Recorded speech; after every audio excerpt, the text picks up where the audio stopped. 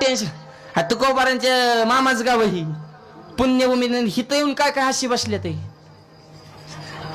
तुला नेमकं झालंय काय बो? आता आले ना सरकार, होईन कर्ज माफ. येत नव्हतं पण आणलंय कसं तरी वडवून ताणून. आणि आताचं सरकार तर लय विशेष आले.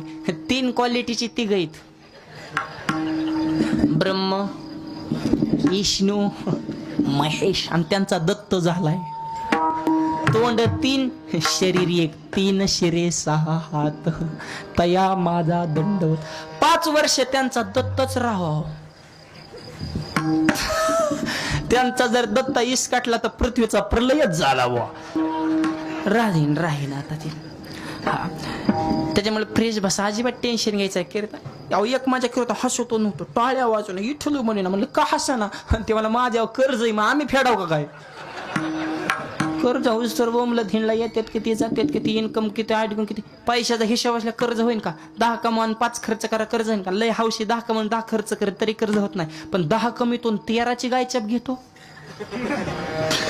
वरच्या 3चा हिशोब कसा मेळ बसवायचा? त्याच्यामुळे कर्ज आहे. आणि मी म्हणतो शेतकऱ्यावर कर्ज होय ना, मरण का शेतकरी? बियाणं महाग झाली, खतं महाग झाली, सरकारनं पायबंद, शासनानं गळा कापला, निसर्ग कोपला, वातावरण फिरलं, उन्हाळ्यात पावसाळ्यात थंड सुरू झाली. काय मरण का शेतकऱ्यावर कर्ज झालं तरी अजिबात टेन्शन घ्यायचं नाही. आता इथं कोणी शेतकरी नाहीच म्हणा. आता विमानतळाच्या कडेला कुठे शेतकरी असतात का? पण बिझनेसमॅन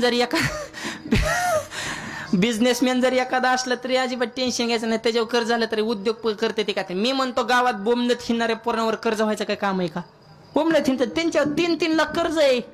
मोबाईलचा बॅलन्स, दारून मावा ह्याच्या पायी, केसाला भांगपट्टी, राला झोपटपट्टी, फिरायला फटपट्टी, खायला पानपट्टी, प्यायला हातबट्टी, कर्ज फेडाय सोसायटी. चेअरमनला म्हणतो चेअरमन काय करे?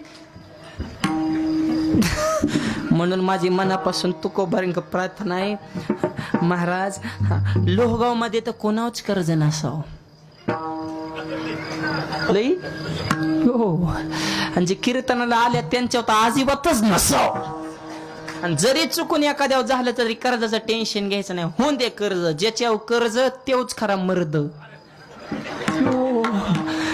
कर्जवाल्याने मागून टाळ्याच वाजवल्या. ती म्हणते ना आज अशी का आधार देणारा महाराज भेटला, नाहीतरी आधारच महत्वाचा आहे. विठ्ठल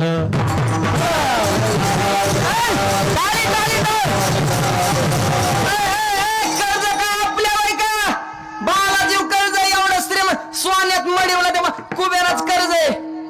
बालाजीव हे इंद्राव कर्ज झालं, संपत्ती पाण्याने मंथन केलं. ऐरावत रत्न थोरत्याशी अंकुश, ऐरावत नावाचा हत्ती इंद्र खोज द्या सोडून. शांती ब्रह्म एकनाथ महाराजांनी वारकरी सम्राट भागवत नावाचा खांब दिला. त्या नाथ बाबांवर कर्ज झालं, तर पण नाथ बाबांवर कर्ज झालं देवाने फेडलं. म्हणून कर्जाचं टेन्शन घेऊ नका, फ्रेश बसा, टाळी जोरात वाजवा. विठ्ठल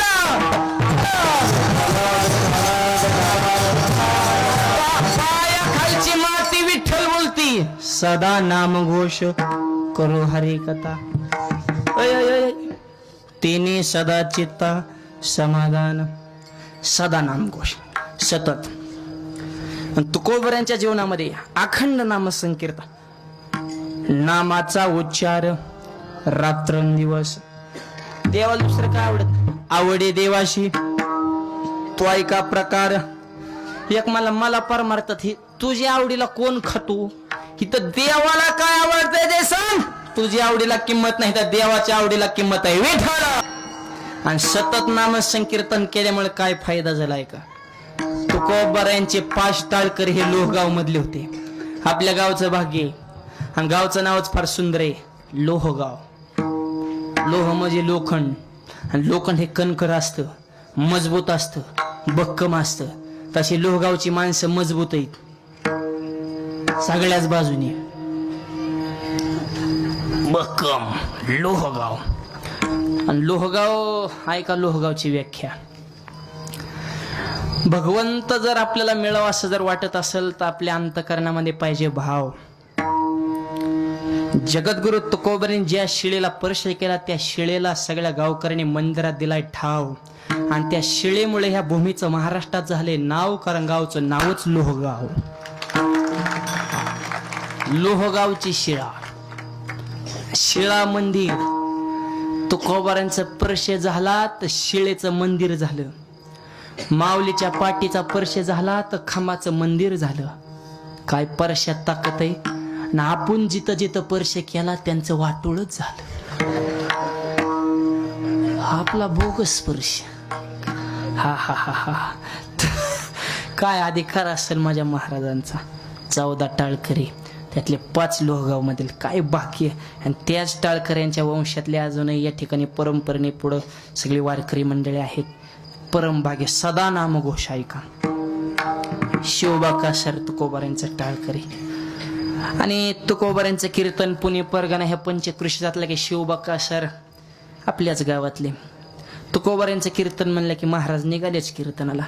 महाराज कीर्तनाला निघाले की मंडळी म्हणली उठसूट कीर्तन, उठसूट कीर्तन.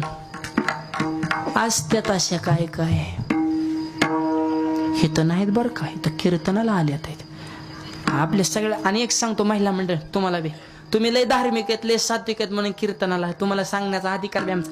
पण मालकाला चांगल्या कामात कधी अडवू नका.